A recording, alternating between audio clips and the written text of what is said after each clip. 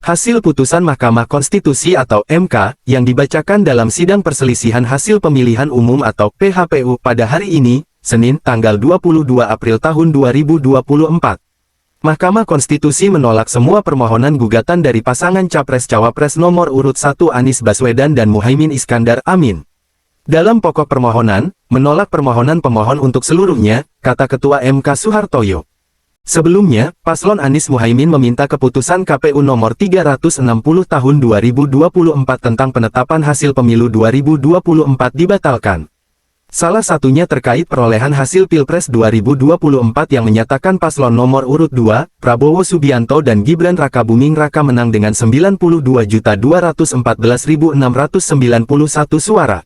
Menurut tim hukum Amin, keterpenuhan syarat Gibran sebagai cawapres di Pilpres 2024 mengandung unsur pelanggaran. Namun, Hakim Konstitusi Arief Hidayat mengatakan tidak ada permasalahan dalam hal tersebut. Bahwa dalil pemohon berikutnya adalah berkenaan dengan dugaan adanya pelanggaran oleh termohon karena menerima dan memverifikasi berkas pendaftaran Gibran Rakabuming Raka sebagai bakal calon wakil presiden, tanpa terlebih dahulu merevisi PKPU 19/2023, kata Arief. 1945. Selain itu, kewenangan Mahkamah Konstitusi juga diatur dalam Undang-Undang Pemilu sebagaimana disebutkan di atas dan juga berdasarkan pasal 10 ayat 1 huruf D Undang-Undang Nomor 24 Tahun 2003 tentang Mahkamah Konstitusi sebagaimana telah diubah terakhir dengan Undang-Undang Nomor 7 Tahun 2020 tentang perubahan ketiga atas Undang-Undang Nomor 24 Tahun 2003 tentang Mahkamah Konstitusi, Lembaran Negara Republik Indonesia tahun 2020 nomor 216, tambahan Lembaran Negara Republik Indonesia nomor 6554, selanjutnya disebut Undang-Undang MK. Dan pasal 29 ayat 1 huruf D Undang-Undang nomor 48 tahun 2009 tentang kekuasaan kehakiman, lembaran negara dan seterusnya dianggap dibacakan.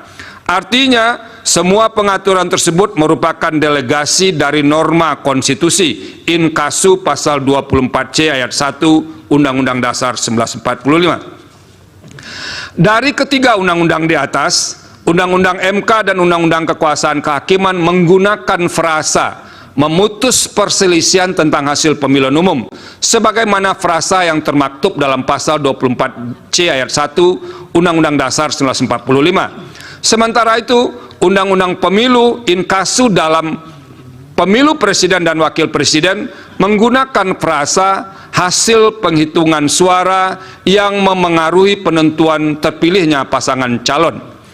Terlepas dari adanya perbedaan tersebut, menurut Mahkamah, kewenangan untuk menyelesaikan perselisihan hasil pemilu presiden dan wakil presiden tidak dapat dilepaskan dari kewajiban konstitusional Mahkamah Konstitusi sebagai peradilan konstitusi yang harus memastikan penyelenggaraan pemilu tidak melanggar azas-azas pemilu yang bersifat langsung, umum, bebas, rahasia, jujur, adil, dan berkala sebagaimana ditentukan dalam pasal 22E ayat 1 Undang-Undang Dasar 1945. Artinya, secara konstitusional, Undang-Undang Dasar 1945 mengandung semangat yang menghendaki penyelenggaraan pemilu yang berkeadilan, demokratis, dan berintegritas. Bahwa salah satu kunci untuk mewujudkan penyelenggaraan pemilu yang berkeadilan, demokratis, dan berintegritas tersebut adalah penegakan hukum pemilu dalam rangka mengukuhkan legitimasi hasil pemilu. Untuk itu, apabila diletakkan dalam konteks kewenangan Mahkamah Konstitusi sebagaimana diatur dalam pasal 24C ayat 1 Undang-Undang Dasar 1945, frasa memutus perselisihan tentang hasil pemilihan umum dimaksud harus dimaknai sebagai upaya mewujudkan pemilu yang berkeadilan, demokratis, dan berintegritas.